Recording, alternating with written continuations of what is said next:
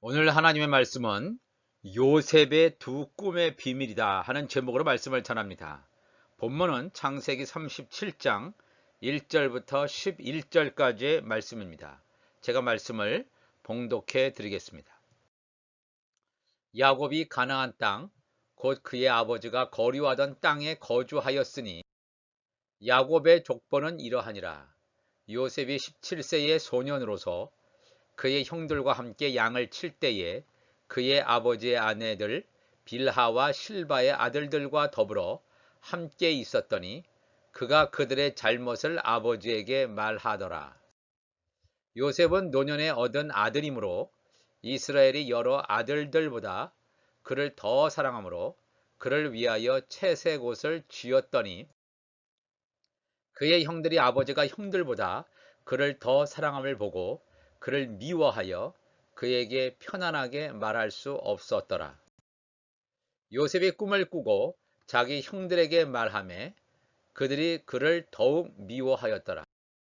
요셉이 그들에게 이르되 청하건대 내가 꾼 꿈을 들으시오. 우리가 밭에서 곡식단을 묶더니 내 단은 일어서고 당신들의 단은 내 단을 둘러서서 절하더이다. 그의 형들이 그에게 이르되 내가 참으로 우리의 왕이 되겠느냐 참으로 우리를 다스리게 되겠느냐 하고 그의 꿈과 그의 말로 말미암아 그를 더욱 미워하더니 요셉이 다시 꿈을 꾸고 그의 형들에게 말하여 이르되 내가 또 꿈을 꾼즉 해와 달과 열한 별이 내게 절하더이다 하니라. 그가 그의 꿈을 아버지와 형들에게 말하매 아버지가 그를 꾸짖고 그에게 이르되 내가 꾼 꿈이 무엇이냐 나와 내 어머니와 내 형들이 참으로 가서 땅에 엎드려 내게 절하겠느냐. 그의 형들은 시기하되 그의 아버지는 그 말을 간직해 두었더라. 아멘. 우리가 지난주에 창세기 15장 1절에서 17절까지 살펴봤습니다. 아브라함의 4대손에 대해서 살펴봤습니다. 아브라함의 4대손, 아브라함, 이삭, 야곱, 야곱의 장자는 르벤이었지만 빌하와의 간통 사건으로 인해서 이 장자의 직분을 빼앗기고 요셉에게 장자의 직분이 넘어간 것을 우리가 말씀을 통해서 깨닫게 되었습니다. 아브라함의 4대손 요셉과 11 형제들, 하나님의 자녀와 하나님의 종들의 놀라운 추수의 비밀을 창세기 15장에서 말씀을 드렸는데 오늘은 이 요셉에 대해서 요셉이 꾼 꿈에 대해서 한번 분명히 말씀을 나누기를 원합니다. 요셉과 11명의 형제들의 충만한 수가 앞으로 구원받게 될 하나님의 자녀들과 종들의 수를 상징하고 있음을 말씀을 드립니다. 아브라함의 4대손이 돌아오는 시기가 우리가 살고 있는 시대임을 우리가 주목해야 합니다. 먼 훗날이 아니라 우리가 살고 있는 시대에 이 놀라운 하나님의 계시가 완성되는 그런 축복의 그런 순간을 우리의 목전에 두고 있습니다.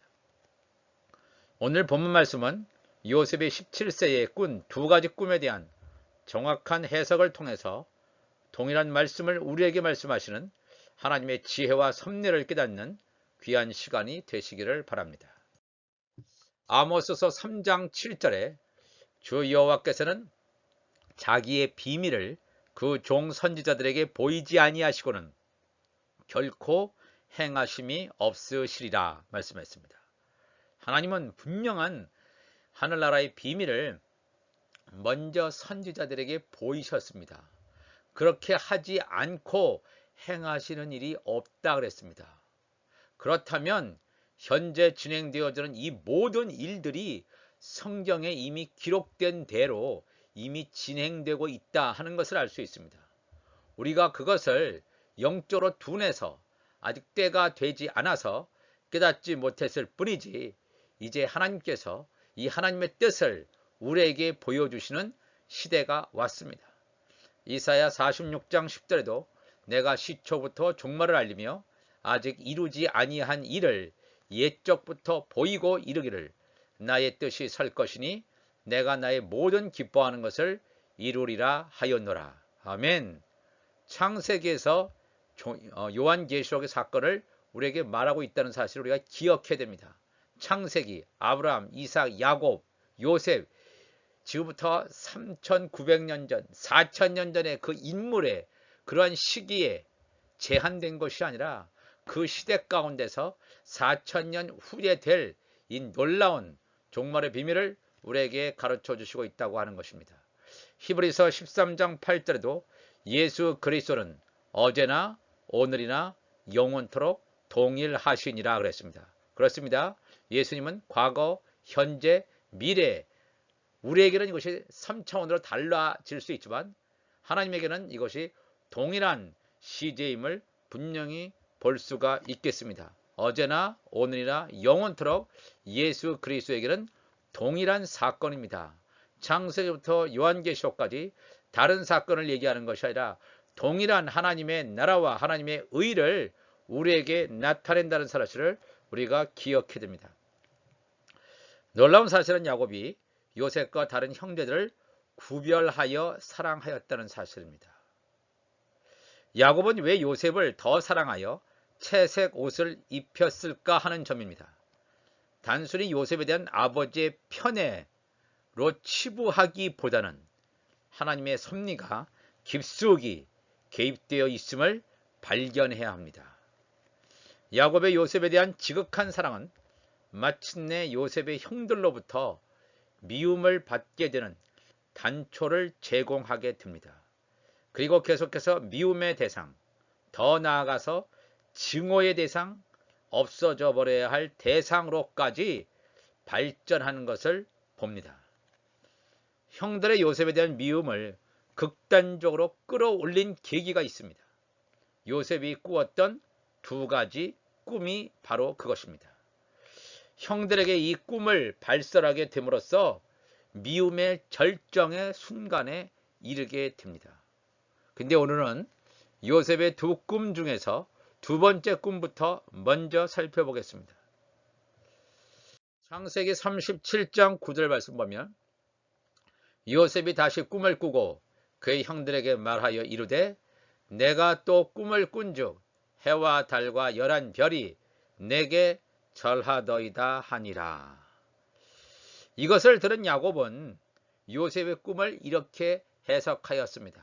37장 10절이죠.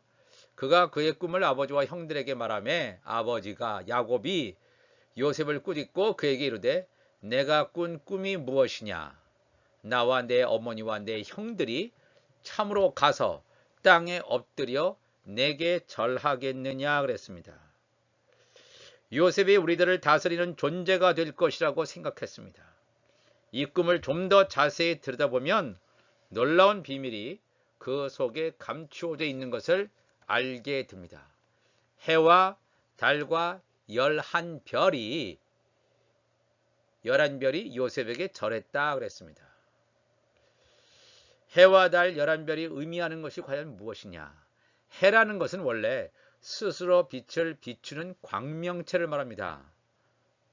또한 달은 해가 비추는 빛을 반사하여 빛을 비추는 그림자와 같은 역할을 합니다. 11별들은 분명히 요셉의 11명의 형제들을 가리키는 것으로 보여집니다.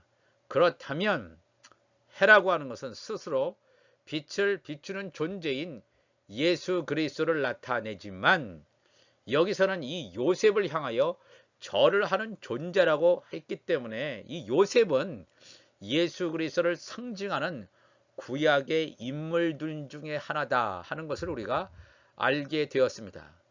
요셉을 향해서 해와 달과 11별이 절하는구나. 즉 요셉 예수 그리스도를 향하여 해와 달과 11별이 절하는 그런 꿈이라고 하는 것입니다. 예수 그리스도의 빛을 받아서 살아가는 존재, 즉 하나님의 자녀들을 여기서 해라고 하는 표현 가운데 담아놓고 있습니다. 하나님의 자녀들이다. 예수님께서는 뭐라고 말씀하시냐면 요한복음 8장 12절에 나는 세상의 빛이니 나를 따르는 자는 어둠에 다니지 아니하고 생명의 빛을 얻으리라 그랬습니다. 예수님이 스스로 자기 자신을 가리켜서 나는 세상의 빛이니 그랬어요. 빛이니. 왜? 예수님은 스스로 빛을 냅니다. 예수님의 말씀 가운데서 우리에게 들어오는 빛이 우리의 어두움을 다 몰아내고 새롭게 하는 것을 우리가 보게 됩니다. 그런데 마태복음 5장 14절 보면 이 산상수훈에 보면 예수님께서 뭐라고 말씀하시냐면 너희는 세상의 빛이라 그랬습니다. 너희가 누굽니까? 예수님의 제자들, 하나님의 자녀들을 가리키는 말입니다. 너희는 세상의 빛이라. 산 위에 있는 동네가 숨겨지지 못할 것이요 그랬습니다. 진짜 빛은 예수님이지만 예수 그리스도와 연결되어 있는 자, 바로 예수 그리스도와 함께 있는 이 제자들, 하나님의 자녀들을 향해서 너희는 세상의 빛이라 라고 말씀했으며 우리가 주목해야 됩니다. 여기서 해라고 하는 것은 이렇게 하나님의 자녀들을 가리키는 말이 되겠습니다. 그렇다면 이 달이라고 하는 것은 그것을 해의 빛을 반사하는 광명체입니다. 즉 율법을 전하는 모세와 같은 선지자를 일컫는다고 볼 수 있습니다. 율법하에 있는 사람들, 이 복음이라고 하는 것은 스스로 빛을 내는 것이라면 이 율법이라고 하는 것은 이 복음의 그림자라고 우리가 볼 수 있기 때문입니다. 요셉의 형제들인 11명의 별들은 율법하에 잡혀있는 제사장 역할을 하는 하나님의 종들의 신분임을 여기서 드러내고 있습니다. 해와 달과 별에서 이 해라고 하는 것은 하나님의 자녀들을 말하고 있고 또 이 달과 별들은 하나님의 종들을 상징하고 있다고 분명히 보여집니다. 이 요셉, 이 하나님의 자녀인 요셉이 형들, 하나님의 종들에게 미움을 받고 웅덩이에도 갇힙니다. 그래서 죽임을 당할 뻔도 합니다. 애굽에 팔려가는 혹독한 시련을 당한 것처럼 야곱의 아버지인 약속의 자녀인 이삭은 하나님의 자녀로서 하나님의 종인 이스마엘로부터 놀림을 받는 시련을 겪게 됩니다. 창세기 21장 8절 보면 아이가 자라매, 이 이삭이 자라매 젖을 떼고 이삭이 젖을 떼는 날에 아브라함이 큰 잔치를 베풀었더라. 사라가 본즉 아브라함의 아들 애굽 여인 하갈의 아들 이스마엘이 이삭을 놀리는지라 그랬습니다. 여기서 나오는 이 이삭은 하나님의 자녀를 나타내는 신분을 보여주고 있습니다. 그렇지만 이 이스마엘은 하나님의 자녀가 아니라 하나님의 종의 신분임을 분명히 드러내주고 있습니다.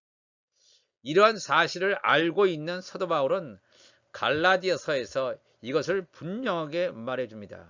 사실 갈라디아서 4장 21절부터 쭉 보면 율법과 복음에 대해서 그 다음에 사라와 하갈에 대해서 두 가지로 대조하면서 보여주고 있습니다. 하나의 율법적인 사람, 율법에 갇혀있는 사람, 복음에 갇혀있는 자, 새 언약과 옛 언약을 비교하면서 말해주고 있습니다. 그러면서 갈라디아서 4장 29절에 그러나 그때에 육체를 따라 난 자가 성령을 따라 난 자를 박해한 것 같이 이제도 그러하도다. 그러나 성경이 무엇을 말하느냐? 여종과 그 아들을 내쫓으라. 여종의 아들이 자유 있는 여자의 아들과 더불어 유업을 얻지 못하리라 하였느니라. 그런즉 형제들아 우리는 여종의 자녀가 아니요 자유 있는 여자의 자녀니라. 그러니까 이 사라와 이 하갈의 자녀를 보고 이렇게 쭉 나열하고 있죠. 이 하갈이 낳았던 이스마엘과 사라가 낳은 이삭을 비교합니다. 육체를 따라 난 자 이스마엘입니다. 하나님의 종 육체를 따라 난 자가 성령을 따라 난 자 이삭을 박해한 것 같이 이제도 그러하다 그랬습니다. 이제도. 그러나 성경이 무엇을 말하느냐? 여종과 그 아들을 내쫓으라. 여종의 아들이 자유 있는 여자의 아들과 더불어 유업을 얻지 못하니라. 이 유업을 얻는 자는 하나님의 자녀만 없습니다. 상속권자는 하나님의 자녀 예수 그리스도에게 붙어 있는 신부에게만 하나님의 유업이 계승되게 되어 있습니다.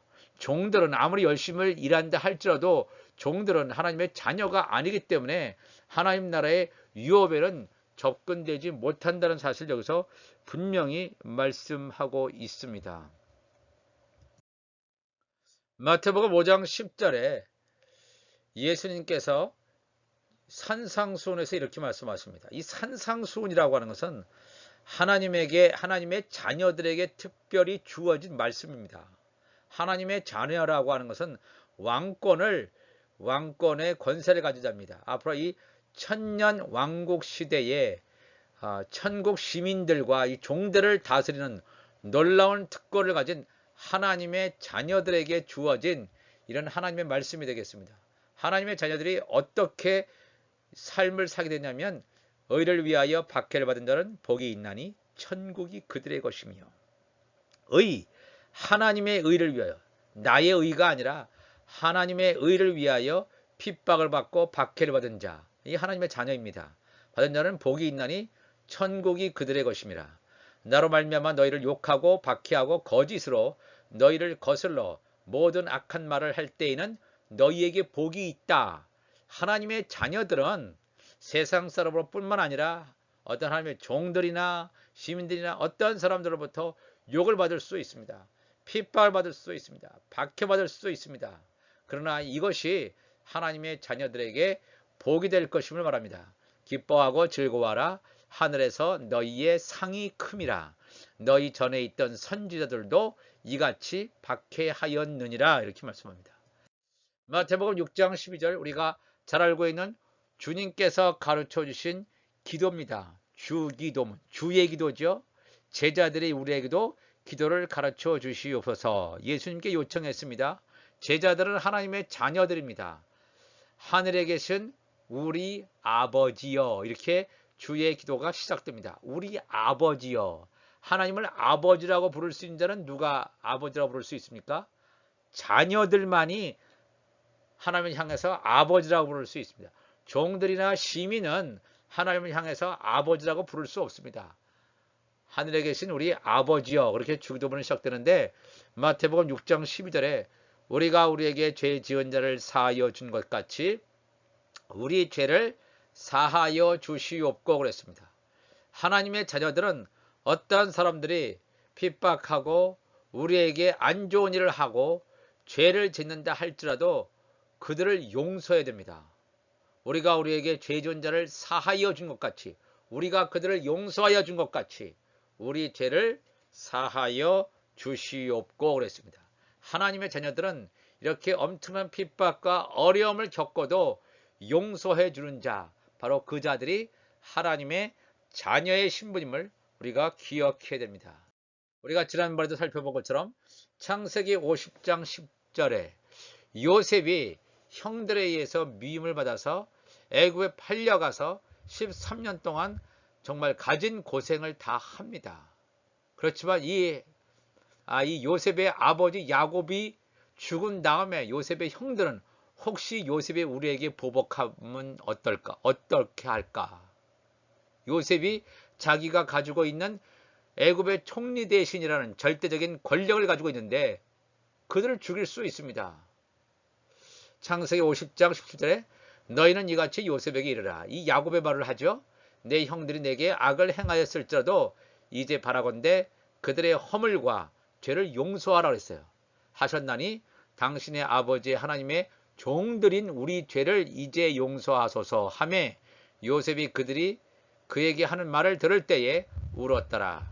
그의 형들이 또 친히 와서 요셉의 앞에 엎드려 이르되 우리는 당신의 종들이니이다. 요셉이 그들에게 이르되 두려워하지 마소서. 내가 하나님을 대신하리이까. 당신들은 나를 헤아려 하였으나 하나님은 그것을 선으로 바꾸사 오늘과 같이 많은 백성의 생명을 구원하게 하시려 하셨나니 당신들은 두려워하지 마소서. 내가 당신들과 당신들의 자녀를 기르리이다 하고 그들을 간곡한 말로 위로하였더라 그랬습니다. 요셉의 형들을 용서하는 장면입니다. 왜? 요셉은 하나님의 자녀입니다. 요셉의 형들은 하나님의 종들입니다. 하나님의 자녀는 요셉의 종들에 의한 핍박과 어려움들을 용서하는 자입니다.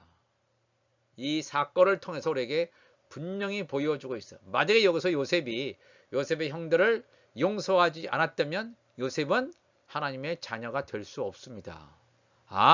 하나님의 자녀는 이렇게 용서하는 자구나 하는 것을 우리가 알게 됩니다. 요셉이 꾼 첫 번째 꿈으로 한번 이젠 가보겠습니다.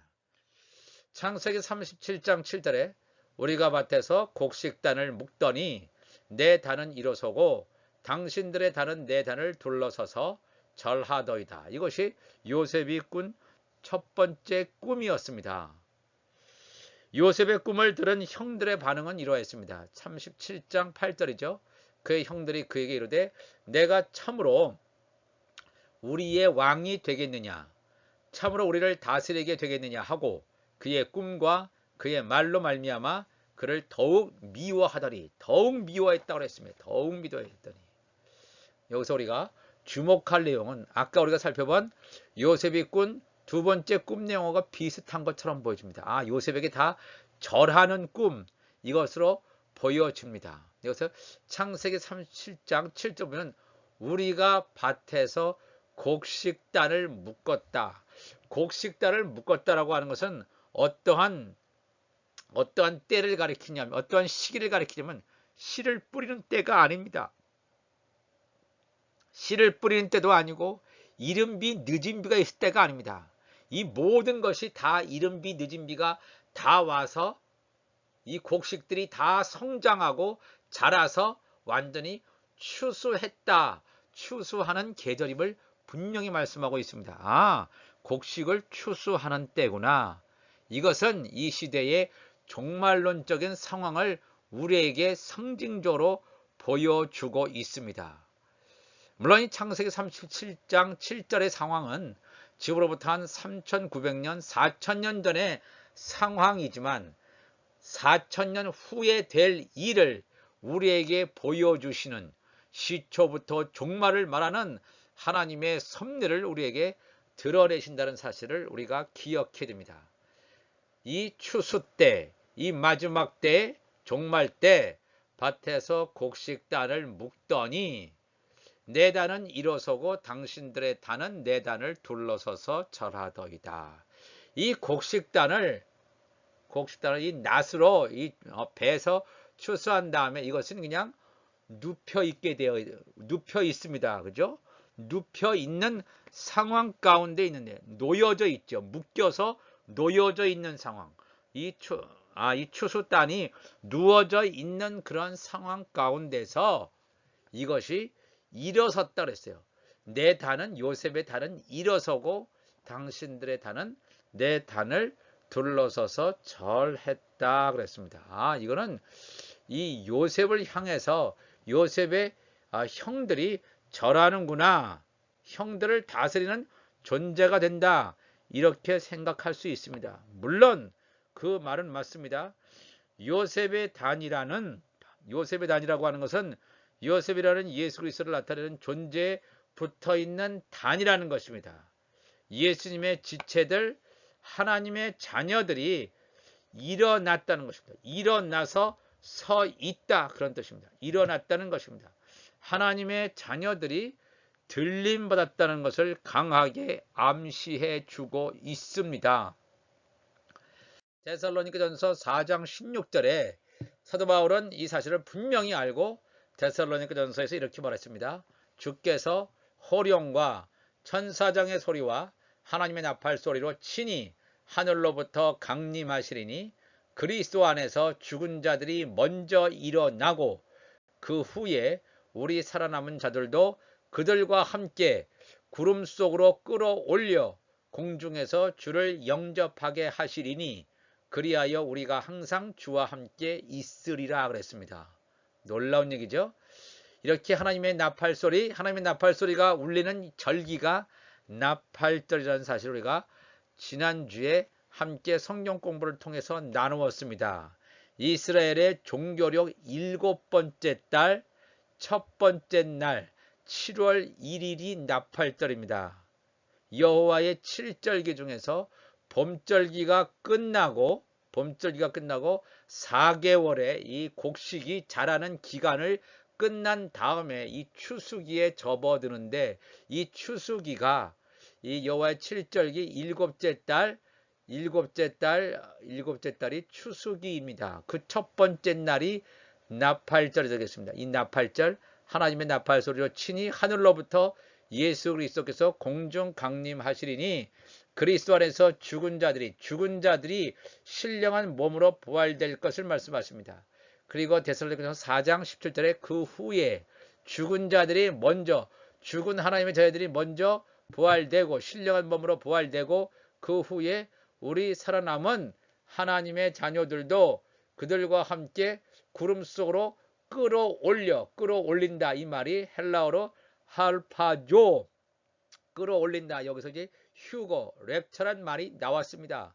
구름 속으로 끌어올려 공중에서 주를 영접하게 하시리니 그리하여 우리가 항상 주와 함께 있으리라 그랬습니다. 이 나팔절의 상황을 이 데살로니가 전서에서만 처음 말한 것이 아니라 창세기, 우리가 함께 살펴본 창세기 37장의 사건 가운데서 요셉의 두 꿈 가운데 첫 번째 꿈에 분명히 이것이 나타나 있음을 보게 됩니다.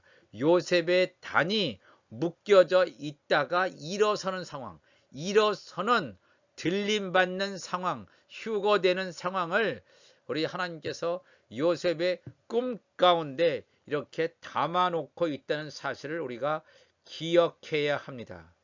요셉이 꾼 두 가지 꿈들을 통해서 하나님께서는 하나님의 자녀들과 종들을 이 마지막 때에 추수하시겠다는 계시를 이미 요셉의 시대에, 지금으로부터 3900여 년 전에 이미 우리에게 가르쳐 주셨습니다. 하나님의 계획은 1.1획도 변함이 없습니다. 역사의 주관자이십니다. 우리 하나님은 운행하고 계시다는 사실을 알고 하나님 앞에 날마다 가까이 나아감으로 말미암아 하나님의 자녀들로서 온전한 마지막 시대의 준비를 하시는 우리 주와 함께 교우들이 되시기를 주님의 이름으로 간절히 축복합니다. 다 같이 기도하시겠습니다. 하나님 아버지, 이 시간 기도합니다. 우리가 오늘 요셉의 두 꿈의 비밀이라는 제목으로 함께 말씀을 나누었습니다. 이 요셉의 두 꿈, 요셉을 향해서 절하고 요셉이 우리를 통치한다는 사실은 우리가 알고 있지만 이것의 구체적인 것을 우리가 오늘 보게 하시니 감사를 드립니다. 하나님이여 도와주시고 하나님의 이 구원 계획은 어느 날 갑자기 된 것이 아니라 이미 창세 전에 하나님께서 구원 계획을 가지고 계셨고 창세기에 종말적인 사건을 우리에게 가르쳐 주셨음을 우리가 깨닫게 해주시니 감사를 드립니다. 하나님이 우리의 마음을 열어주시고 날마다 더 주 앞에 가까이 나아갈 수 있도록 도와주셔서 이 마지막 때에 예수 그리스도의 신부로서 예수 그리스도께 붙어있는 자로서 포도나무에 붙어있는 가지가 될 수 있도록 하나님이여 도와주시옵소서. 그래서 예수님 오시기 전에 이 열매들을 주렁주렁 맺음으로 말미암아 주 앞에 섰을 때 우리가 가지고 있는 아들의 열매를 주 앞에 드러낼 수 있는 우리 주와 함께 교우들 될 수 있도록 인도하여 주옵소서. 감사하며 예수님의 이름으로 기도합나이다. 아멘.